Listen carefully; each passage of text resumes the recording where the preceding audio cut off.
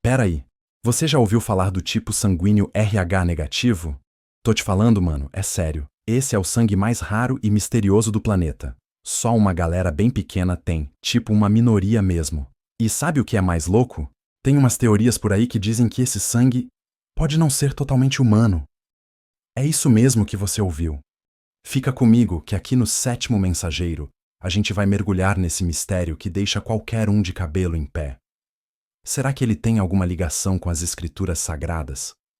Alguns acham que vem de uma mistura, tipo uma hibridização, entre humanos e entidades espirituais.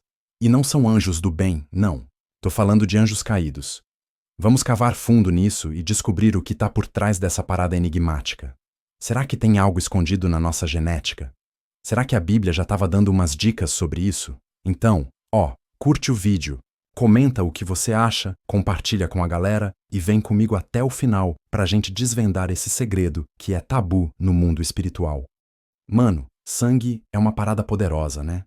Na real, é quase como uma moeda nas tradições antigas. Sabe aqueles deuses pagãos de várias mitologias que no cristianismo e no judaísmo antigo viram demônios? Então, eles sempre exigiam sangue dos seus seguidores. Na Bíblia, o sangue tem um peso danado, porque é por ele que a linhagem segue, que a genealogia continua, os filhos, a semente que a gente passa para frente, toda a ancestralidade está nas veias, no nosso DNA. Até o sangue do Senhor Jesus foi usado para comprar a humanidade para Deus, garantindo a salvação de todo mundo através de Cristo. Mas aí, a galera da ciência, que curte a teoria da evolução e o darwinismo, não bota fé em Deus. Eles dizem que a gente veio de um ancestral comum com os chimpanzés, que o macaco é o parente mais distante da humanidade. Só que a Bíblia fala claro: fomos criados por Deus, do pó da terra. Adão, formado do pó, é o pai de todo mundo. Agora, presta atenção nessa loucura.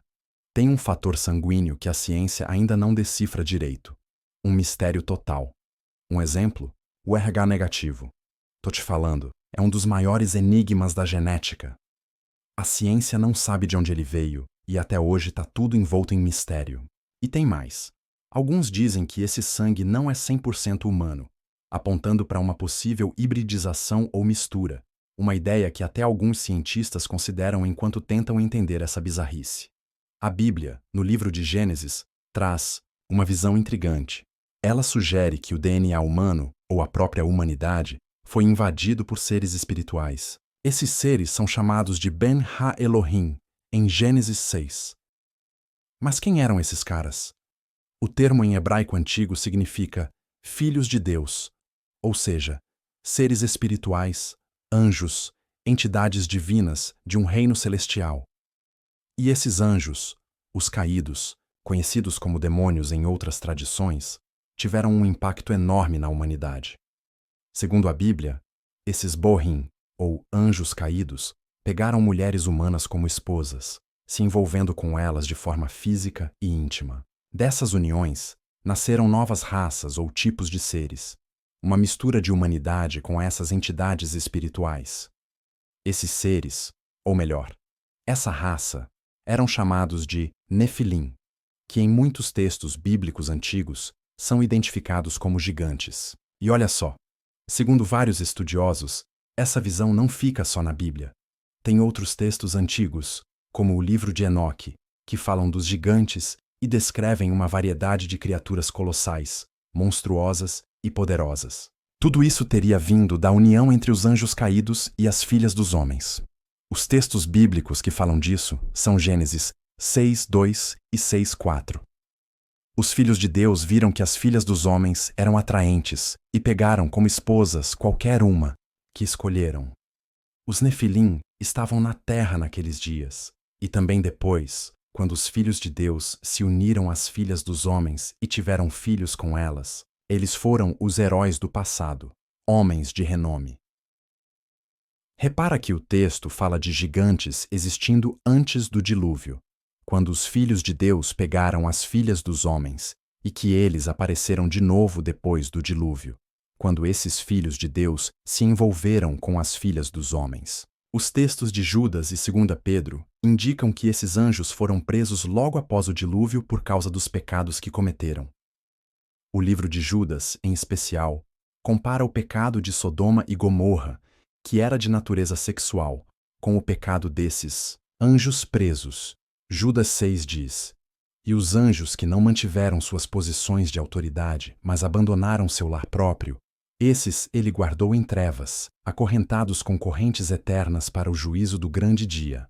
E o pecado de Sodoma e Gomorra, com as cidades vizinhas, que se entregaram à imoralidade e depravação de todo tipo, é mostrado como exemplo de punição eterna pelo fogo."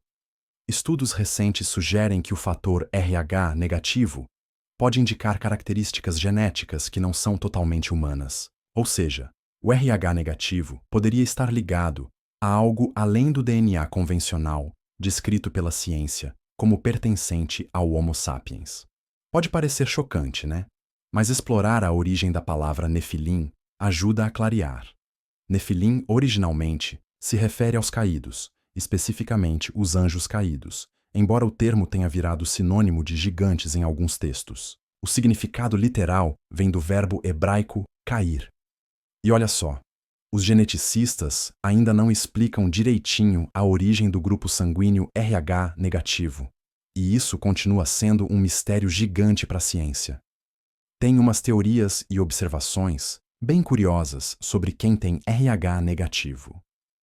Dizem que essas pessoas podem ter um QI mais alto, uma sensibilidade maior na visão e até melhor controle da temperatura e pressão do corpo. Alguns estudos falam até de habilidades psíquicas e intuitivas. E tem mais. Muitos desses indivíduos têm uma vértebra extra, o que é uma característica física bem estranha. A população mundial com RH negativo é pequena, representando uns 15% do total. Na ciência, esse grupo é conhecido como RH negativo ou Rhesus negativo. E o que significa esse fator RH negativo?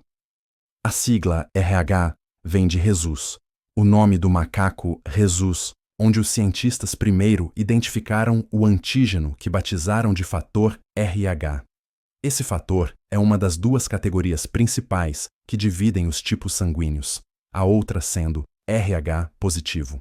O RH positivo é o mais comum, enquanto o RH negativo é mais raro. Para saber se uma pessoa é RH positivo ou negativo, faz-se um teste com anticorpos RH. Mistura-se uma gota de sangue com uma solução de anticorpos RH. Se houver aglutinação, ou seja, se as células vermelhas se juntarem, a pessoa é RH positivo. Se não houver, é RH negativo. Agora, presta atenção nessa loucura. Se uma mulher grávida é RH negativo e o pai é RH positivo, o sistema imunológico dela pode tratar o feto como uma ameaça, como se fosse uma bactéria ou vírus. Isso acontece porque o corpo da mãe pode reconhecer o feto como algo estranho e tentar combatê-lo, o que às vezes leva a um aborto. Aí eu te pergunto, por que o corpo de uma mulher rejeitaria o próprio filho quando o RH negativo se mistura com o RH positivo? E tem mais efeito curioso e perigoso. Se uma pessoa com RH negativo recebe sangue RH positivo, as células desse sangue podem ser vistas pelo sistema imunológico como invasores, tipo bactérias ou vírus, causando uma reação que traz complicações de saúde. E o mais intrigante, os cientistas ainda não entendem direitinho por que algumas pessoas são RH negativo e outras são RH positivo. Se você tiver dúvidas ou curiosidade sobre o RH negativo, tem documentários bem legais em canais como Discovery Channel.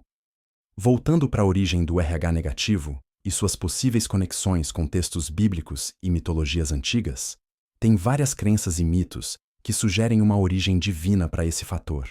Em tradições mitológicas, como as gregas, egípcias e sumérias, tem histórias de deuses que se misturaram com humanos, gerando gigantes ou seres híbridos.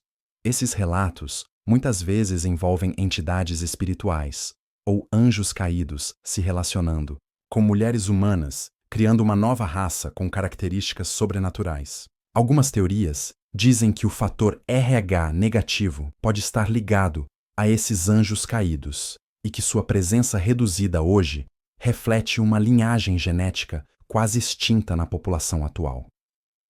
Segundo essas crenças, o sacrifício de Jesus Cristo na cruz redimiu todo mundo. Independentemente do tipo sanguíneo, raça, nacionalidade ou qualquer coisa, o sacrifício dele teria purificado toda a humanidade, inclusive os que têm DNA ligado aos anjos caídos. Quero saber o que você acha disso, mano. Você acredita nessa teoria? Ou rejeita de cara? Joga sua opinião e os motivos nos comentários. Vai! Bênçãos para todo mundo e até a próxima!